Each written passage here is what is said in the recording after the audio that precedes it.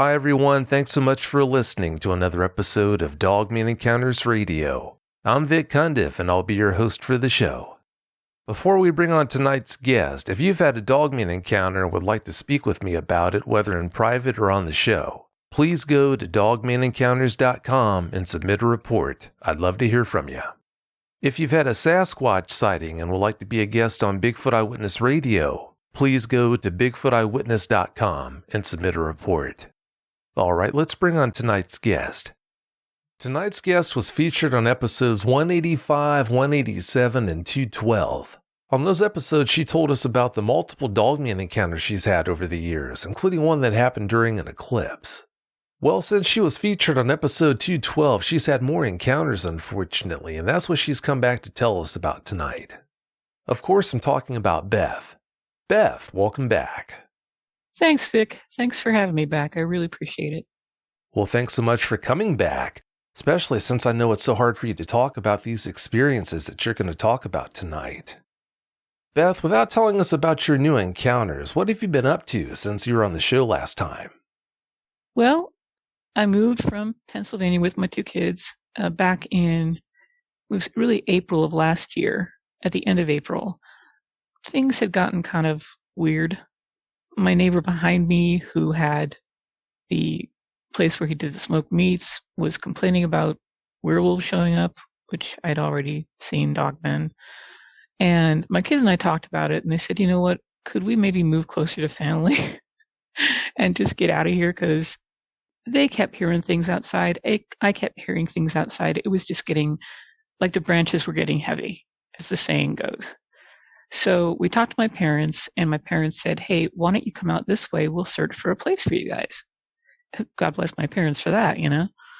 And because they knew what I went through, and they believed me, which is good. Thank God for that. So we moved at the end of April, stayed at my parents' property, till first part of June. Well, I'm so glad your parents believe you and support you. That's huge. That makes a really big difference, so yeah, thank goodness for that. For any of the listeners who missed episodes 185, 187, and 212, please give them a rundown of the encounters you told us about on those shows. Sure. The first time I had called was because I had seen one during the eclipse a few years back. And the one that I'd seen, I was starting to drive back from a park that I went to with my dog, and nobody was there. I had my little dog, my elk hound healer Welsh Corgi mix with me, Harley. She was sitting on the passenger side and I was on the driver's side. And we were driving away from the park, and all of a sudden my car stopped, just cut out. And I thought it was weird because I was on the road and I was worried about it.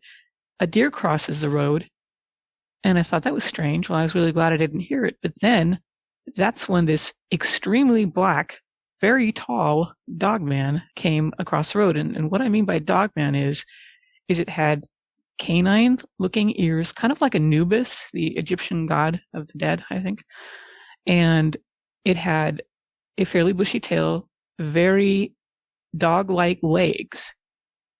The hands were human-looking, maybe raccoon-looking, with really, really long nails on it. And this thing had orange amber eyes, and it was walking across the road very strangely, kind of shakily almost. It was almost like seeing a cartoon or something, you know. And it looked down at me, and the moment it looked down at me, my dog jumped off her seat and wet herself, and she just kind of stayed put, just hiding.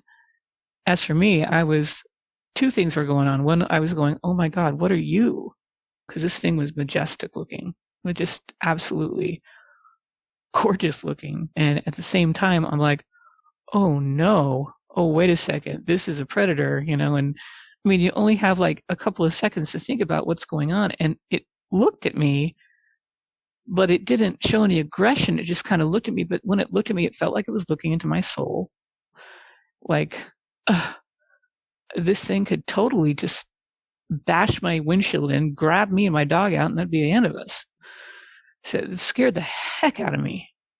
But as soon as the Dogman started walking away, it's like it felt like it gave me whatever fear it wanted me to fear, because I felt like fight or flight and primal fear all rolled into one. And oh my God, I mean, I still think about it, and I still think about how freaking scary that was. Because, I mean, I'm thinking about my kids being fairly close by. This is less than a mile and a half from my house, maybe. And this thing comes out of nowhere. To this day, I have nightmares of it on occasion, but it just, that fear comes back, as you can probably tell. And oh God, I never expect to feel this, but oh boy. I'll tell you what, let's take a break. We'll be right back.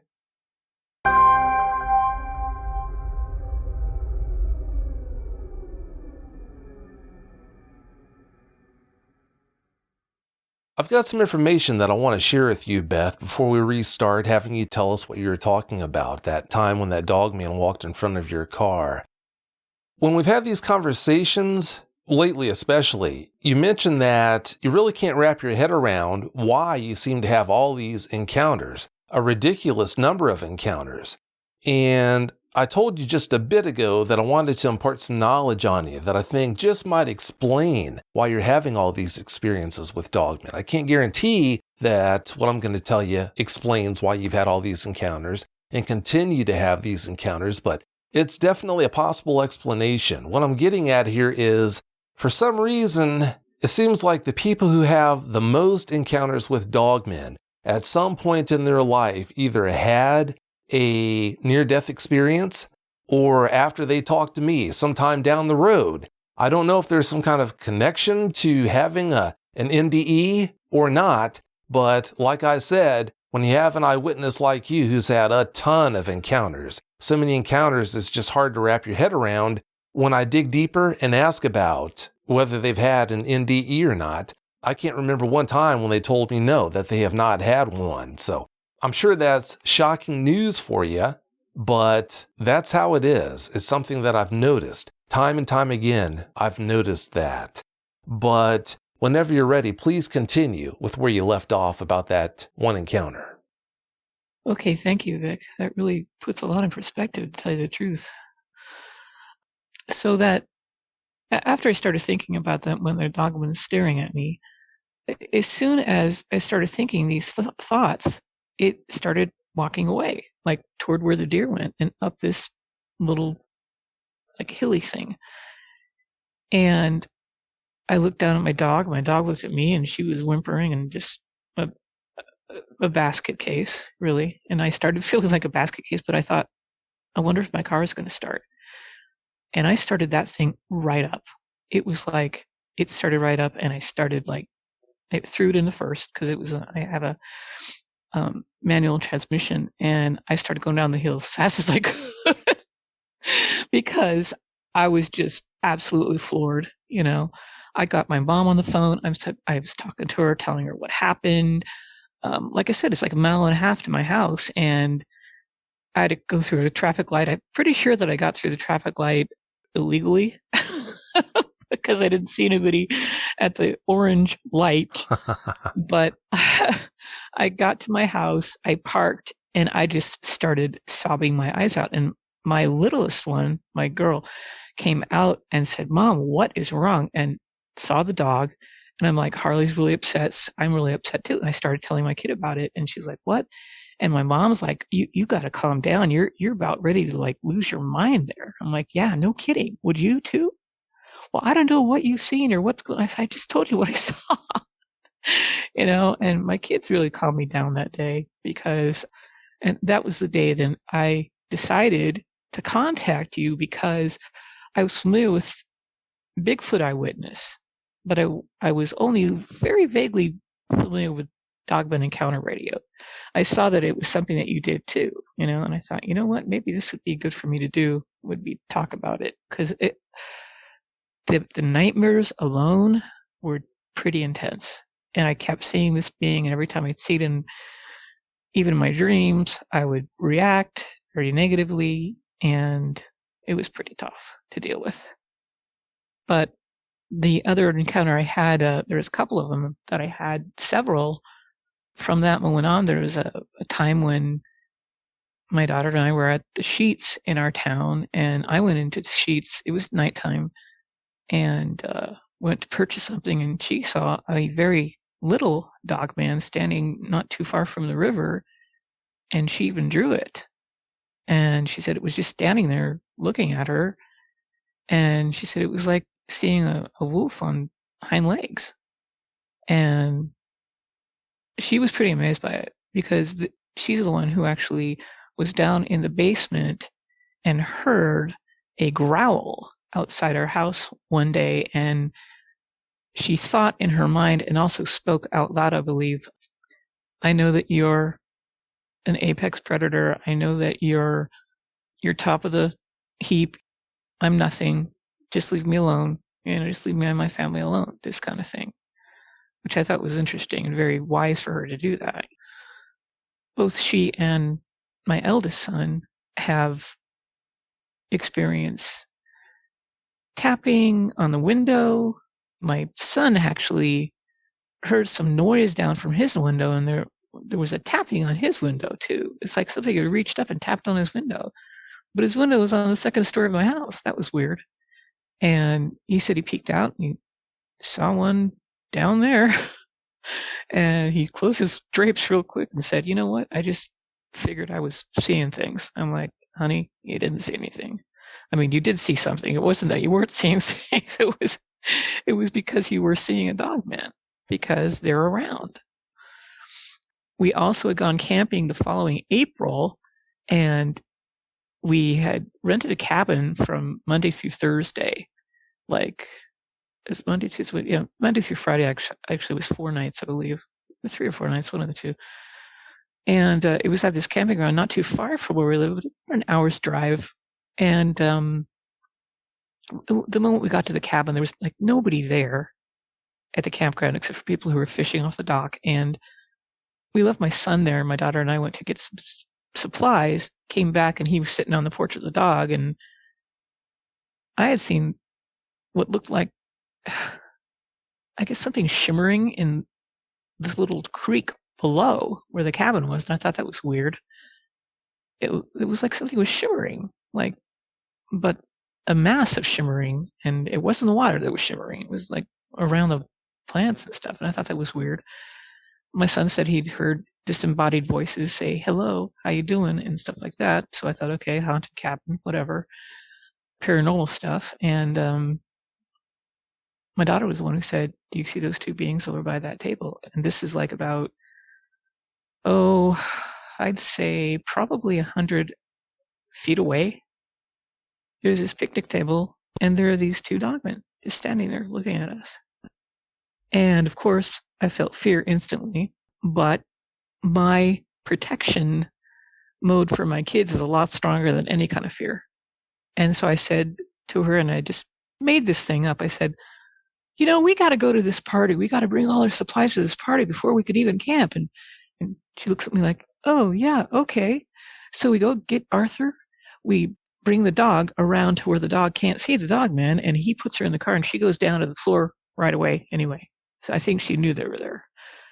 We got all the stuff out of the cabin, packed it in the car. Those two things were just standing there, watching us do this. They're just sitting there watching, just standing there, not sitting, on 2 legs. And, okay, time to go, let's be all happy and stuff. It's like we just pretended we didn't even see them, which I think was probably a good thing. But I'm pretty sure they were letting us know this was their territory, because we backed out and started pulling away. And I looked, and I saw they had gone the moment we were pulling away. And we went over this tiny little bridge over the creek, and we even told the lady at the front desk, and this lady said, "Whoa, what?" And we told her what happened. And this guy came in who was like the maintenance guy of the place, I think, and we were telling him the story too. She was relating it to him, and he said, "Well, you know what? I think I'm going to go out there with some buddies tonight and see what's out there, because I don't like the idea of some nice lady and her kids being scared." And I thought that was really cute and heroic, but I thought, I told him, I said, you got to be really careful around these things. They're pretty darn dangerous. And I told them about Dogman Encounters Radio, and I told them, look, these are not something to trifle with. This is why I can't stay here, because I can't be around them if I know they're here, which, Vic, they're everywhere. So it's like, that was kind of like, whoa, I didn't expect to see them, but there they were. And my kids and I were just so happy to get out of there. We went to like a Motel 6 over in the next town and just ordered pizza and talked about the experience. But the paranormal stuff that happened before we saw those two dogmen, I remember talking to you about that the other night. It didn't even occur to me that there was a connection there. But there had been an experience where I'd seen one on the side of the road coming back from work. There was one that was walking around the place I was working. I was working at the Department of Transportation for winter maintenance. And there was one walking around. And I'm pretty sure it made its way into the garage, one of the sections of the garage. There's like different sections of the garage, but I didn't even think about it. I mean, all I know is that outside, when I exchanged the shift with the 8 o'clock person, I saw Dogman tracks, and they were just huge bipedal dog-like tracks. And when I showed my coworker this, she looked at me and she said, "What do you think happened? Were there wolves dancing around or something?" I'm like, no. There's these things called dogmen, and this is what this is. And she goes, "Oh, I've never heard of those. My husband and I have had a camp that we have that we go to, and we've never seen anything like that." She goes, "But come to think of it, we have heard some strange growls sometimes, and we always thought those maybe it was Bigfoots or something like that." But that was a weird one right there, because I did not want to work after that. I didn't want to go to work and I normally didn't work the midnight to 8 shift because I think I was covering for the other lady. But oh my gosh. Then there was this recollection I had. I talked about when I was younger. We were up at Truckee, California, and my grandpa had a timeshare cabin from his company. And my family, my dad, my mom, and 5 of us kids, I'm the eldest of 5, went up there. And I was there with my, let's see, he'd be the 3rd born kid, my brother Rick. We went outside while my mother was cooking breakfast. And we're just looking around at the snow and all this. And all of a sudden, we look over to the right down the road, and there's this, pretty good sized garbage dumpster and something leaning over it with dog legs. But it was really tall. Now, I was just a kid then, and I had nothing. I can't guess proportions really good when I'm little. You can't really. But I know that it was taller than the dumpster because when it stood up, it was like probably 4 feet off the dumpster, maybe, I'm thinking. And that's when I decided we better go back inside, of course, before it sees us, because there is this thing looking into it, going through this dumpster, probably for food or whatever. And I didn't think that was a good idea that it saw us. So I don't even know why. I think I got scared. We went inside, and I never even told anybody about it. I think my brother did. And I think we saw something. We saw a doggy. My mom's like, "We saw a doggy?" "I saw a doggy." "Oh, that's nice." "Yeah, if you only knew what kind of dog it was, Mom." There was also an experience I talked about that my stepfather had on his property, which we moved to in April of last year. He had found a dead cat under his house, and he thought it was probably pregnant, but in retrospect, it might have just been bloated. I don't know. But he put it outside by the carcass out by the fence to deal with it the next day. Well, he goes out that night, and he hears something over by this cyclone gate of his. And he's like, "What the heck is that?" And he kind of peered around and saw this creature hunkered over the dead cat. And it looked like it was eating it. And he was like disgusted, first of all, and thought, what the heck is that? He said it was furry. It had ears on top of its head like a dog, and it was crouched down, so he couldn't really tell all that much more about it, but he just felt, you know what? I'm just going to let it do its thing, and I'm going to go back in the house. And I don't know what that was, but he did relate the story to me because he remembered what my mom said about me seeing this dog-like creature that was on hind legs. And he wondered if maybe it was the same thing, or if it was, maybe he was just seeing a bobcat or something, but he didn't think it was a bobcat because it was a lot bigger. And when he said a lot bigger, he meant like probably something about 500 or 600 pounds, maybe even, I mean, it didn't even stand up, but he just kind of fancied it was probably really tall, but it was crouched on two legs and over this thing. Like, you don't see coyotes do that. You don't see wolves do that. So I think those are all the ones I talked about. Well, that's a lot of encounters. That's more than enough for any single person to have to deal with. All but one of your latest encounters happened at your home, Beth. Before you tell us about the latest ones, please tell us about your property and the area where you live now. All right. Well, I live in a small city in Southern California, which is it's close to Mojave, but it's not Mojave. I'll just put it that way. So it's in the desert, and it's a ranch-style home on a block it has a real country feel to it because there's like there's neighbors around us, but like there's a vacant lot across the street from us. There's a ravine behind my house, and there's a vacant lot to the left and a lot to the right where the daughter of the woman who sold the house to me, she and her husband have some RVs and campers and stuff, and I just keep an eye on them for them because they're really nice people. And my house is just a one-level ranch house, 3-bedroom, 2-bath. My bedroom's way in the back, hardly gets any sun, but that's good in the summertime. The garage that used to be in the house was converted to a great room, or a huge living room. And then there's a separate garage in the back to the right, which is a 2-car garage, really huge. That's where we keep our washer and dryer. And then the yard itself has 2 huge ironwood trees and an aspen and a vegetable garden and a lot of grass, which is actually really cool because you can cut grass in the desert because it does grow. But it gets a lion's share of rain out here, for the area, surprisingly. And we have like a little half circular driveway in the front. There's rose bushes. There's 2 lime trees. I mean, it's like a little oasis in the desert, if you will. And there's like maybe 15,000 people in the area, but they're all pretty widespread. Very nice, diverse group of people. Very nice bunch of people that I've met. Diverse places and ages and races, colors, and creeds. I love it. It's so different from when I was living in Pennsylvania.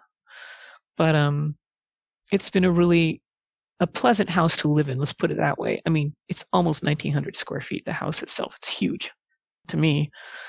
But this is where I live with my 2 kids and my dog. We had 2 cats. We lost our cat in September of last year. One of our cats, the Korat, which was really saddening, but cats die from things like renal failure. So I have a dog and a cat now, and my 2 sons, or my kids, my eldest son, my youngest daughter. And I do have a son who is adoptive to me, but he lives with my ex-husband now. So anyway, that's what it is. It's kind of like a little desert town. It's got a Dollar General Market. It's got a Family Dollar. It's got a McDonald's, and, a Rite Aid down the street. I mean, schools, everything that you need, so it's really kind of a cool place to live.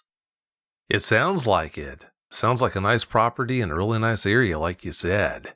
And by the way, I'm so sorry to hear about you losing your cat like that. Yeah, that can be easy. Thank you. It was really hard on me because she was with us for like a good 13 years. Yeah, that makes it even harder. That's like family. That is family. So, no, I definitely feel for you. All right, Beth, please tell us about these latest encounters now. Give us every last detail that comes to mind. Okay. the first one I want to talk to you about was actually happened on my parents' property when we were there in May. We got there at the end of April, but in May, about mid-May, it was just after my son's birthday. Well, yeah, he turned 21, my eldest. And I had forgotten to get the laundry in from the clotheslines because this is what we did out in the desert. We washed the clothes and we put them out on the clothesline because they dry. And there's something about fresh linens that are drying in the heat. I don't know. I like it, and it's less energy. So I forgot to bring the clothes in, and it was getting dark. It was already past dusk, maybe a little bit past dusk. And I went out to get the clothes from the line. Everybody else was in the house. My parents were in their house. They have another house on their property that we were staying at that they fixed up, which is really nice. And I went out to get the clothes, and I was putting the clothes in the basket, and I'm just sitting there bebopping along. All of a sudden, I see some movement over behind this aloe vera plant that my parents have in this circular brick planter that they have not too far from where there's a pool in the backyard, one of those raised pools, and there's a couple of planters, and there's this big aloe vera plant there. And there's kind of movement behind the aloe vera. I'm like, uh-oh, did one of the goats get out of the neighbor's yard? Because we have goats in this neighbor's yard. And goats kind of scare me, to tell you the truth, and I really didn't want to see a goat. But I started putting the clothes back in, and I'm like, okay, I'm going to get back in the house pretty soon. Well, I see this thing rise from behind the aloe vera plant, and I can still see, because it's still light out, that it had this grayish fur, but it was really, really tall. I mean, ridiculously tall. Like, the one that I saw that was pitch black was tall. Maybe 7-8 feet, but this one looked taller. And, oh no, I got the fear coming back to me, and I'm going to try to get through this one. Because when I saw it, it locked its eyes on me. I locked its eyes on it. It had the amber yellow eyes, not so orange, but amber colored eyes that I can see in the fading light. And didn't have that Anubis looking ears. It had ears more like a German Shepherd, which is what my stepfather had described. So I think this is something that probably lived in the area. And, you know, of course, the fear comes back from that one that was, you know, outside my car. And I got to get in the house. I got to get my clothes. And all of a sudden I go, what the heck? Forget this. I drop the clothes basket. I'm running in the house because I do not want to be attacked by this thing. And I get in the house. I peer out the window, which is like this little curtain, and I still see it standing there. And I say, Mom, you got to see this.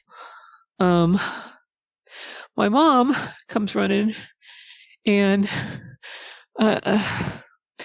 she peeks out the window, and she doesn't see it. And of course, you know, it's gone.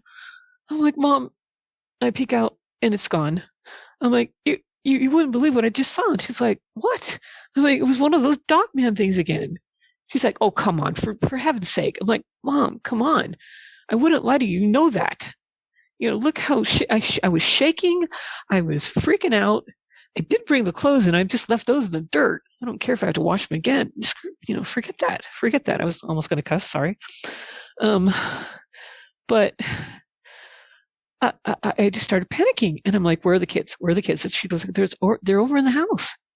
I'm like, whoa, that thing could be over at that house any second. So I called the kids over at the house, and I said, do not go outside. Please do not go outside. My son's like, what's going on? I said, I just saw one of those Dogman things again in the backyard of Gammy and Papa's house, and I don't know where it is. So my kid's like, okay, we'll stay inside. We got the door locked. We got the dog with us, and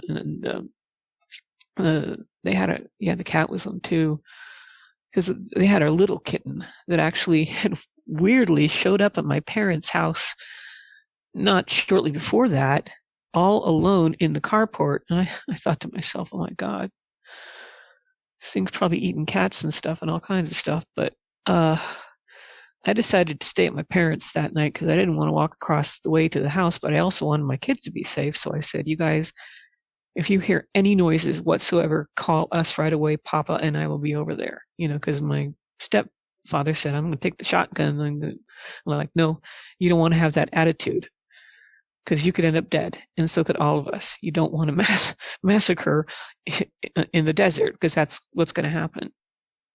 So the next day came. I couldn't sleep all night. I mean, there's no way, Vic, I couldn't sleep. I saw it.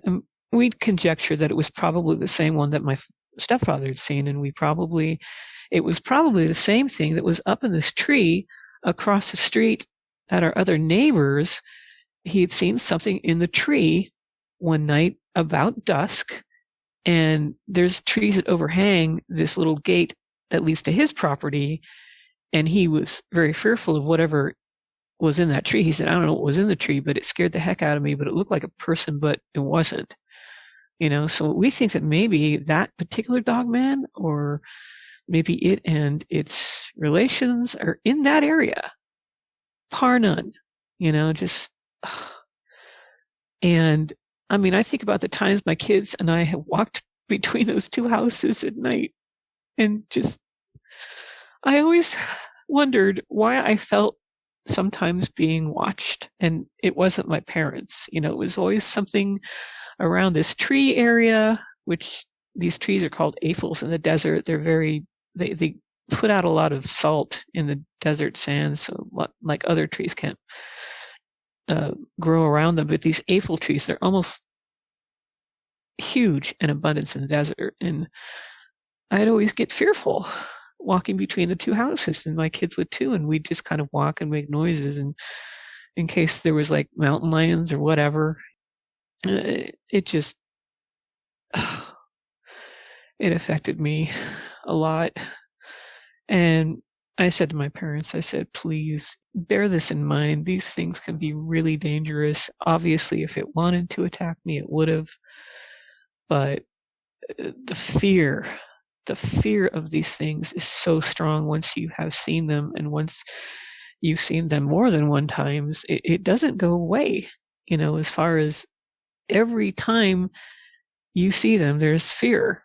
It doesn't feel any less fear than it did the last time. In fact, because it was a different looking one than I saw, it even occurred to me that I'm like, God, there's so many different types and different colors, and it's kind of like humans in a way. We have different races, creeds, and colors. I mean, maybe Dogmen are the same way. They have different looks. They have different colors to their fur and eyes. And I mean, trying to just cope with that particular experience was really hard on me. I was so anxious to get out of there. I'm pretty sure we left the following week, like on a Monday, and went looking for a house to live in over in this city that we're in now. And in fact, my kids did love this place. We were shown this house that we live in now. We loved it. I'm like, that's it. That's the one we want. And through my parents' help, God bless them, we got the house. Because, I mean, that's what parents are for, right? Sometimes. Because they knew that I was feeling pretty crazy out in Pennsylvania, and so are my kids. And they wanted us to be close to us anyway, so they made us a bargain. I'll tell you what, we'll help you buy a house. That way you're close to us. You're just within 3 hours from us and 5 hours from the rest of the family in the other part of California. So, it's a good, happy thing. Well, that was fine. But we moved in first weekend in June. We moved in. Actually, it was a weekend before the first part of June, because the landlord or the sale went through, and we were just so happy. But the first night we were there, Vic, there were like 5 or 6 black widows in the corner of my room. I'm like, oh my God, what is this? What is this I'm going to be dealing with? Because, I mean, I didn't realize that black widows were pretty prevalent in the desert, but they are. So we had to bug bound the place before we even moved in. which was a good thing. But cleaned it up, moved in. We still have some of our stuff in Pennsylvania that we have to get like in April. But for the most part, we were happy. We were there for a couple of weeks. And this is before my birthday. I want to say June 15th this happened because I was trying to think about the day it happened. But I'm there in my backyard. I had done some laundry and I put laundry in, in the dryer in the garage. We had a stackable washer dryer. And I was standing outside the garage in my backyard on the cement. There's a cement area that, which is covered mostly by a kind of like a porch, but outside of it, there's also some extra cement that you can just kind of a walkway, I guess.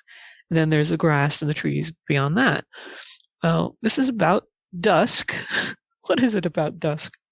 I don't know. It was just about dusk. It was not quite dusk, but it was still kind of light outside. I hear something rustling in the ironwood tree to the left, which is toward the back of the property. Well, it's not really back. It's more like middle back, I guess. And this is the same tree that has a bee, like a beehive in it on the bottom, which is weird. But I heard this rustling and this croaking, like and I thought it's got to be a raven croaking and flapping and stuff. And sure enough, out flies this big black bird, and I thought it must be a raven. Went flying toward the south, which was to my right, so I kind of watched it flying away. And not maybe a few seconds after that went by, maybe 15 seconds, maybe at the most. And I was just kind of gathering my thoughts, ready to turn and go into the house there's a back door that goes to the backyard on one side of the porch, and then there's my back door, which is actually a back door to my bedroom, because I think my bedroom was actually a living room before, and they changed the garage to the great room. So it's kind of freaky having a back door for a bedroom. But I was going to go to the back door to back into the living room, and I'm standing there, and I hear thump, just big, heavy thump. And right behind me to my left is where I hear it. I'm like, oh my God, what is that? Well, I have to turn and see because it might be somebody that was sitting in the tree. I thought I might see the Mothman, to tell you the truth.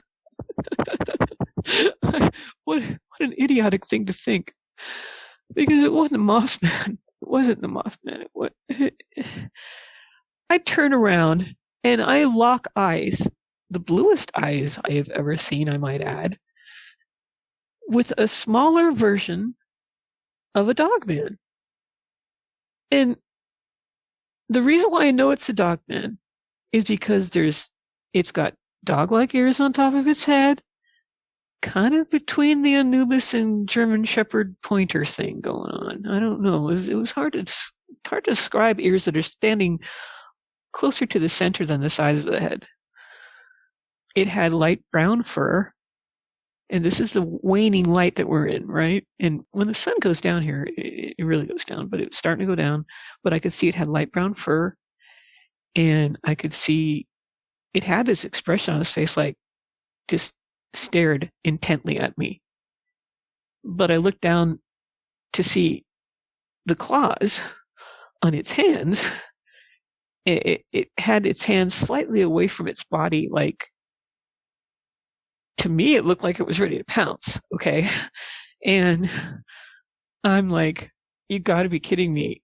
And at the same time I looked at it, I was hit by something that made me feel like I had vertigo. Like, whoa. I started like kind of wobbling, and I was afraid because I thought, oh no, this thing's going to attack me in these couple of seconds. That this whatever it was hit me. Then the fear kicks in, and I'm like, oh my God, oh my God, I am totally going to die. I'm dead. My kids are in the house. My dog, my cat. Oh my God. Oh my God. This is the day I die. This is it. This is it. Oh my God. Hey, it's okay. It's okay. Beth, let's take another break. We'll be right back.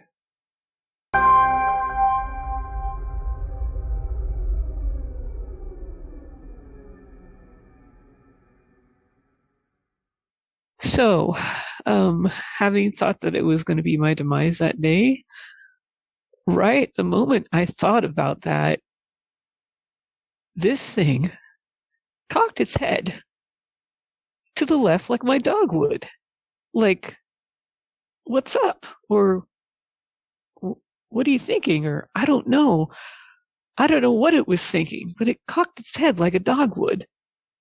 And the next thing you know, it turns heel, and I could see the dog hawk legs, by the way.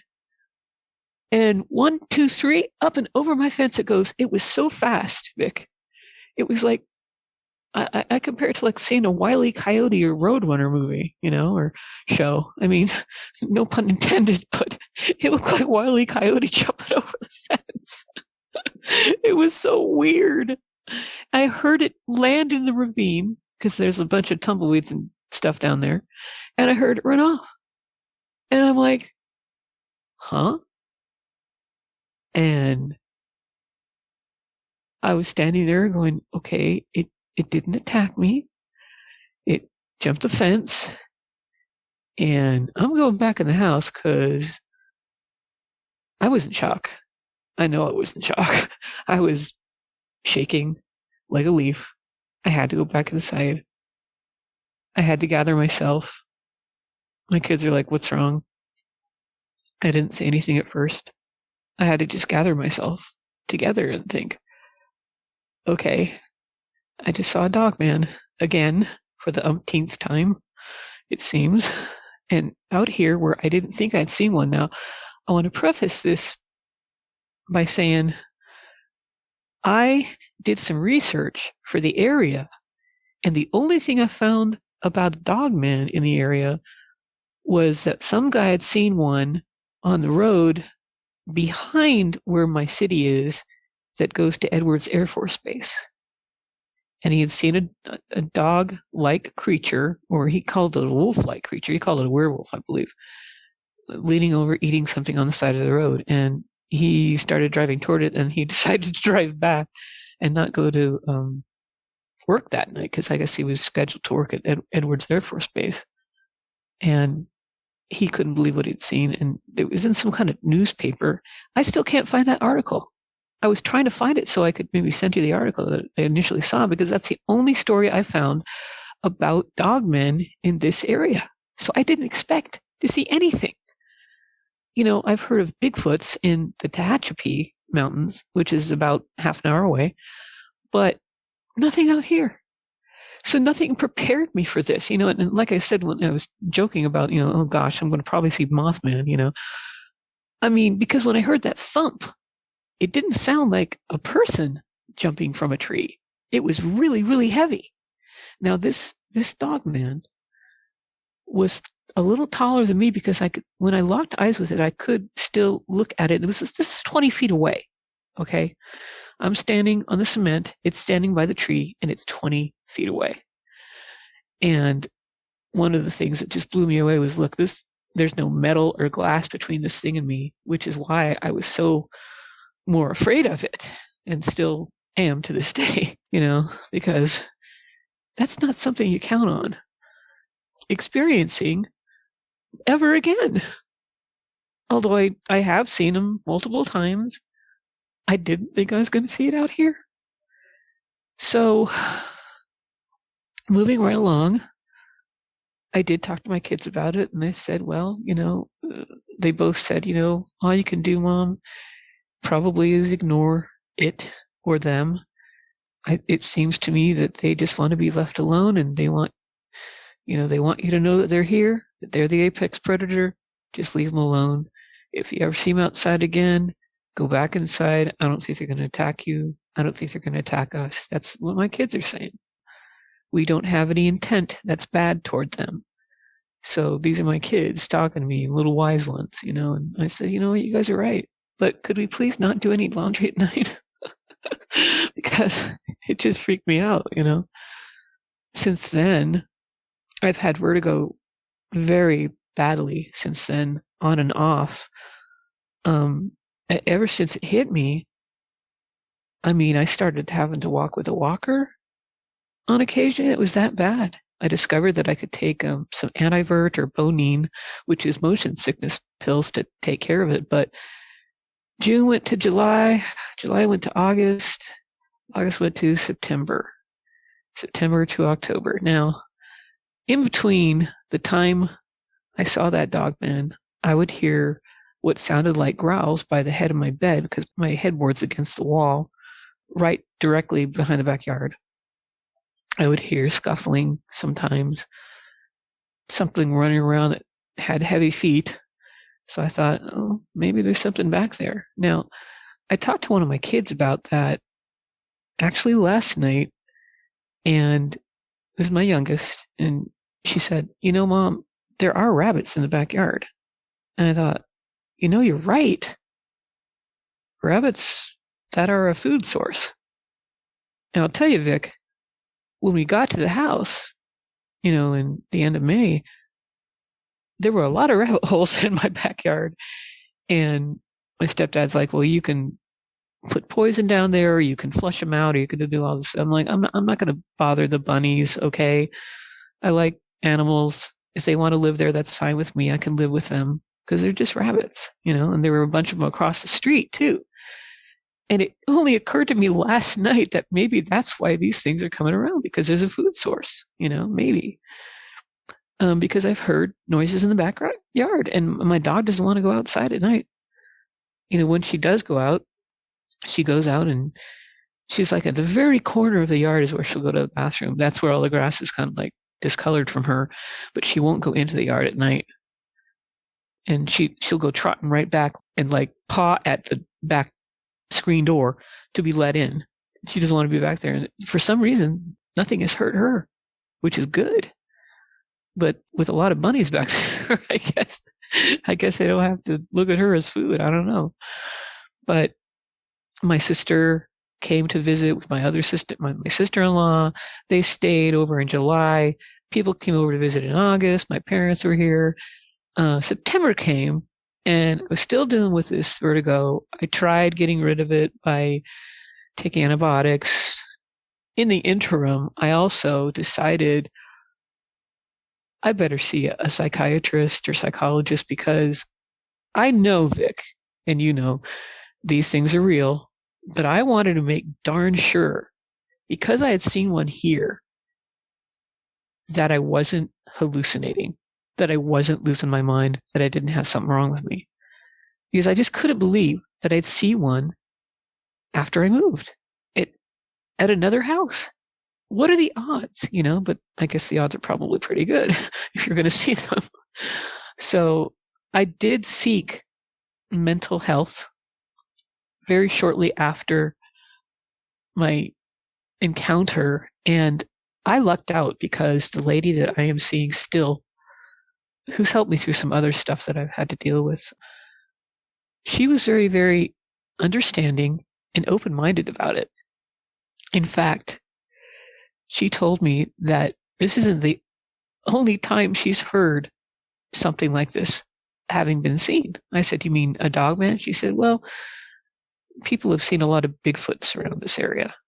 And she confided to me that she believes it's possible that beings are around that exist. And this is a psychologist, that nobody's really proven exist yet.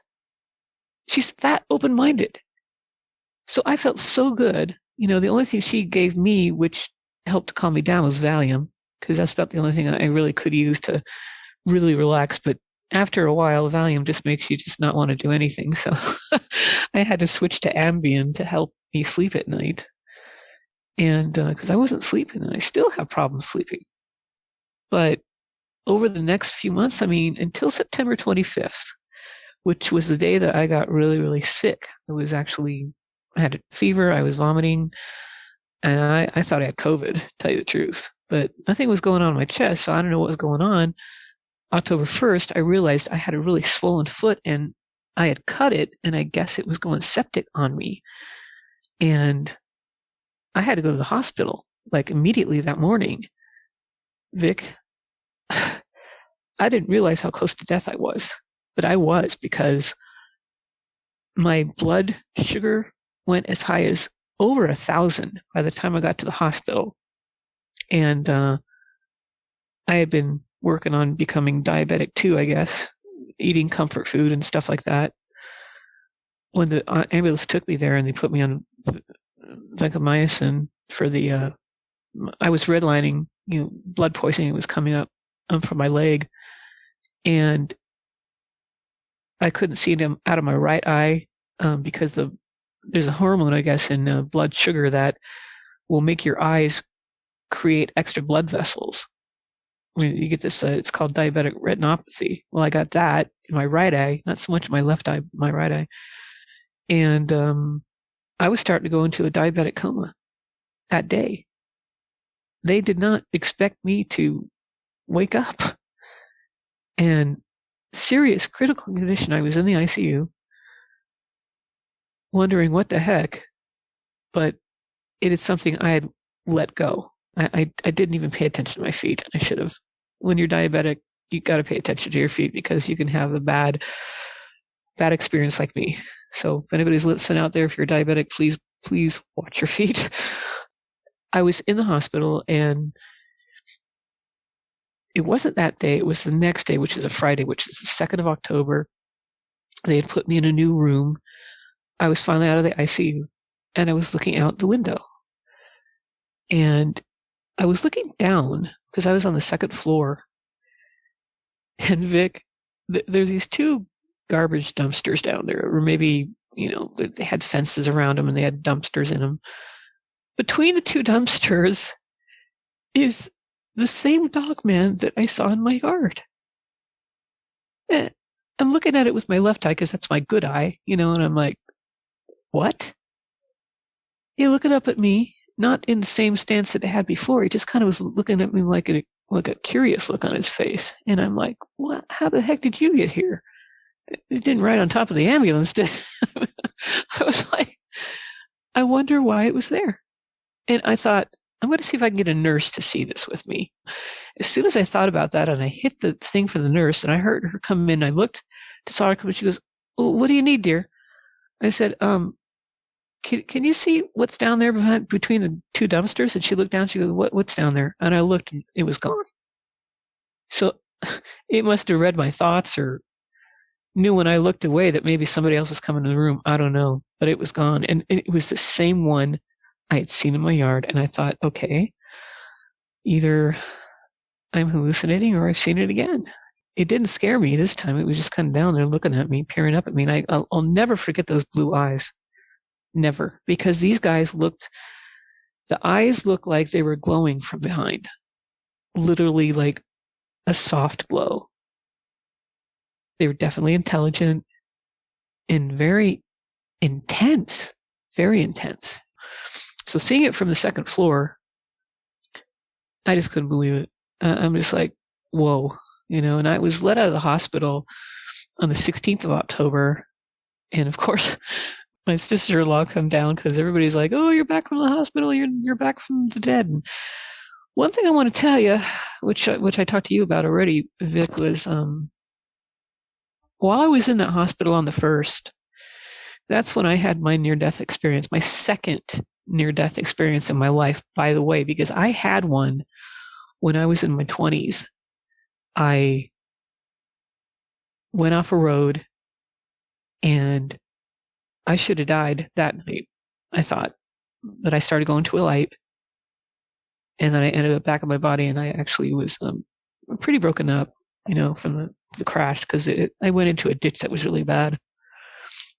That was the first time I had an NDE, and I didn't even think about that until you told me just recently that, they're connected.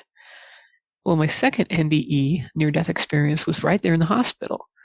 And it was like a portal opened up, and I saw light at the end of this temple-looking tunnel. Looked like almost like a temple. And I saw two sources of light, not just one. But I wanted to go toward them, and I felt really good. And then there was this lady who's sitting there with turquoise on, and she was like an Indian, like Native American. And she said, "It's not your time. You must go back. It's not your time." She was sitting in this temple, told me I had to go back. I'm like, oh, I wake. It wasn't about waking up. It was like I went back into my body because I was away from my body. I actually looked down at my body on the bed, and I looked like I was asleep. But I thought, oh, maybe I'm not asleep. I don't know. Well, I woke up, or ended up back in my body, and back in some pain, because I was in pain with my foot and stuff. But I rang the nurse right away, and she said, "Oh, you're awake." And I said, "Well, yeah, I'm awake. Why? What's going on?" This is when they thought I was going into a coma. She said, "We thought you were going into a coma." I said, "Well, I just had a really strange experience." And I told her about it. And she goes, "Oh, you've had a near-death experience, honey." Now, ever since that near-death experience, almost the entire time I was in the hospital, I would see things in my room, see people that weren't there. I'd see people, like my mom was sitting there visiting me once, and she said, "What are you looking at?" And I said, "I see this nurse outside my door holding a baby." And my mom looks and she goes, "What nurse?" And the nurse was still there with a baby. And I'm like, "There's a nurse with a baby out there."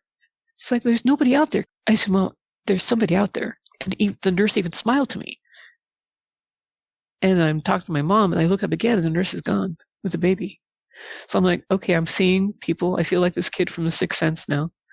Maybe there's something I took back from me from that experience. Maybe because I almost crossed over. I don't know. So it was kind of perplexing to me because I'm a person of logic and science, and yet I'm also a person who is deeply religious. I was raised Catholic, but I'm very, very Christian more than anything. And it was just, after I got home, I was worried about, because everybody wanted a barbecue, in the backyard. And this is October, mid-October, and it's gorgeous out here, just gorgeous out here in the fall. And it's not as hot as it is, say, in July and August. And they wanted a barbecue outside. I'm thinking, oh my God, the barbecue is going to draw these dogmen. I know it. Nothing happened. Nothing. Just nothing happened whatsoever. Maybe they went somewhere else. I don't know. But I didn't hear anything else. I didn't see anything else. Toward the end of October, I think I did hear some growling and stuff in the backyard, but fall came, winter came, not a problem. Then, well, last Saturday the 6th, I had a strange thing happen to me. And I'll preface this by saying I had been seeing sometimes people in my bedroom at night, and I just would see them standing there, and I'd go back to sleep. And I've actually had a spirit that belongs to the house visit me a couple of times, even when we were first here, by the name of Ted. He's actually the owner of the house. And he passed away many, many years ago, but he still looks over the property. I don't know if people believe this or not, but I believe it because he showed up, and I told him we were going to take care of the house. But he started showing up, after I was back home from the hospital. On occasion, I'd see Ted, and I'd just kind of see him, and then he'd just kind of go away. Older man. Well, not really older. He's like maybe mid-30s, actually. But he was older when he died. And anyway, I'd see him and maybe some other people crouched in the corner, and I'd just go back to bed because I didn't want to interact with anybody. I was still healing. And I thought, okay, maybe I have this gift of seeing spirits and what have you. That's great. But on Saturday the 6th, something started tugging at my bed, my comforter. And I thought maybe the cat was in. I looked down, and there's nobody there. And then the whole thing just went flying off. And I'm like, okay, that's not the cat. And I went out to see if the cat was in my room, and there was no cat in the room. I looked out in the hallway. The cat was not there. The cat was on top of her perch, the cat perch. I'm like, okay, it wasn't the cat, it wasn't the dog, so it must have been something else. And I had earplugs in because I always try to sleep with the earplugs in because that's the only way I can sleep. And I heard some disembodied voices in my room too. I'm like, uh-oh, they're trying to contact me again, huh? The spirits? Okay. On occasion, in this house, sometimes things will go off a shelf, or a cabinet will open by itself, or it'll be open when you turn around, or that kind of thing, you know. I don't feel like it's a haunted house, Vic, but I feel like it's definitely a place where spirits sometimes show up. And paranormal stuff. So this is like the biggest paranormal thing that had happened since I'd seen that Dogman. And the next night, which was the 7th, the day before I went up to Ridgecrest with my eldest, and I'll tell you about that later, but it's about 2 o'clock in the morning, sometime between 2 and 3, I think, actually. And I hear this bang on my back door in my room. And my room has a metallic, actually all 3 doors to my house have metallic screen doors, because there had been a rash of burglaries in the area years ago, and everybody got these metallic screen doors, and many of them have surveillance systems. We're getting a surveillance system, let's put it this way. But it went bang on my metallic screen door, and I'm like, what the heck? I get up, and at first I thought it might be my dog, because my dog paws at the metallic door, usually on the other side of the house, to be let in, and I thought maybe somebody didn't let the dog in. But this was a lot heavier, and it was right in the middle, and I part my curtain, which is made of lace. It's the only thing that's hanging in front of my window, which my door has a window on it. It's like, oh God, what is it? I turn around, I'm seeing 3 to 4 dogmen about the same size as the one I saw, almost at the end of my yard. I can see them silhouetted by the sodium lamp that's between my yard and the yard that has RVs, so I can see them running. I can see their fur flying. Run, but they're really fast. And I heard them even jumping over that chain link gate that I have at the other end of the house. Something I should also say is that this property is a quarter of an acre. So people are going, probably trying to have an idea of how long this property is. It's a quarter of an acre, and it's pretty long. It's longer than it's more rectangular shape than anything. And so they're at the other end of the rectangle, jumping over this fence. I'm like, oh my God. It's like Ding Dong Ditch going on here. I know I'm probably paying for what I used to do to my neighbors back in the day. And it didn't scare me so much, it just surprised me. And I opened up my door the next day, and I did see a dent right there in the middle of the door. I actually took a picture of it too, and I didn't get a very good picture of it, but I'm going to take a better picture of it, I think, soon. And I'm going to see if I can see some prints in the back of my yard, because it's been raining lately, and there might be some footprints. Who knows? But that was Sunday on the 7th. So Monday, when I saw what happened to the door, I thought, I wonder if they're going to do it again. Well, I drove with my son to Ridgecrest, and we stayed overnight at a hotel because he had a DMV appointment at 11 o'clock the next day to get his behind-the-wheel driving test, which finally he could do because California shut down the DMV for a while due to COVID. And I asked my youngest if anything had happened when we were gone, and she said, no, everything's fine. The animals are fine. I'm fine. There was no noises or anything. I'm thinking, great. Nobody bothered her when she was home. So Arthur and he goes to the DMV.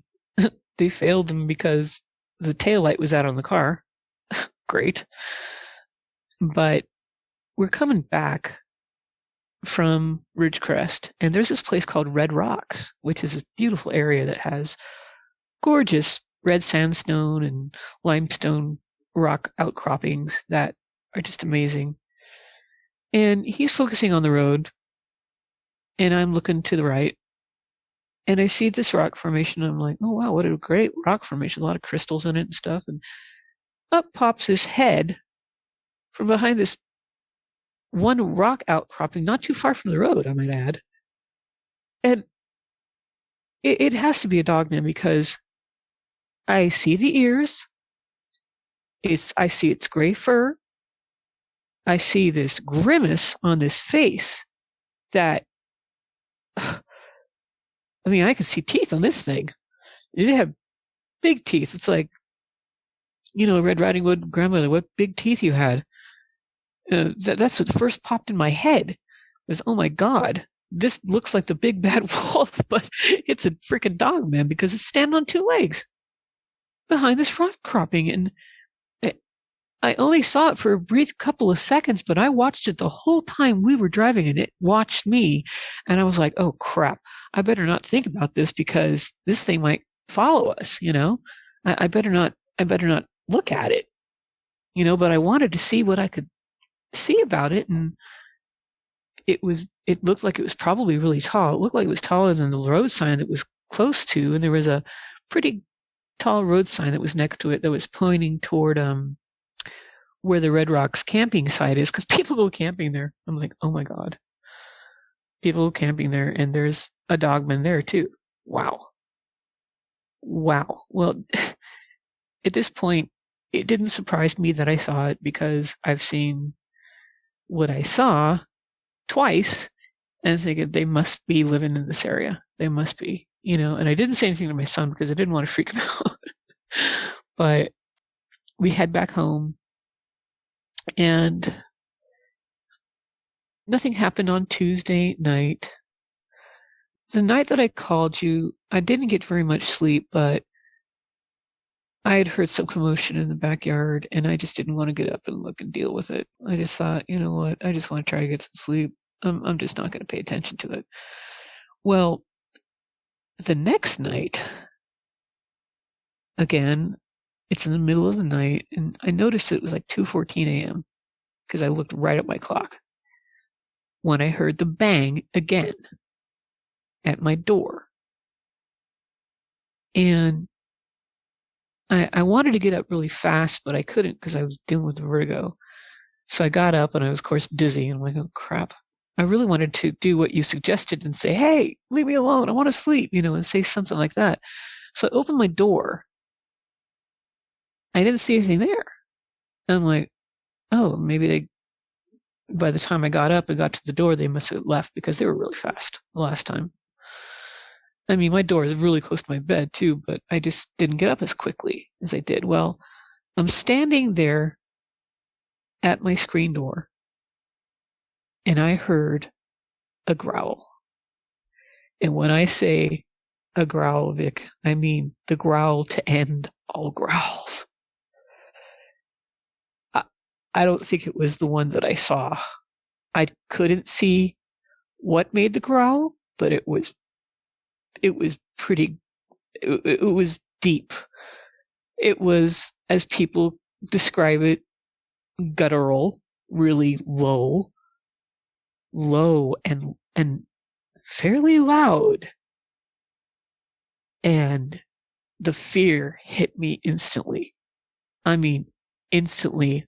I knew that if I had gone outside, I would have confronted something way different from the one I saw. But I felt I was being warned. Not that it was going to hurt me. But then it kept growling, and I felt like it was menacing. Like maybe at the time, again, like you say, they want to make us fear them. So I started getting fearful again. I started feeling scared. I started feeling like, oh my God, there's something even meaner, maybe, than that what I think is a young one I saw.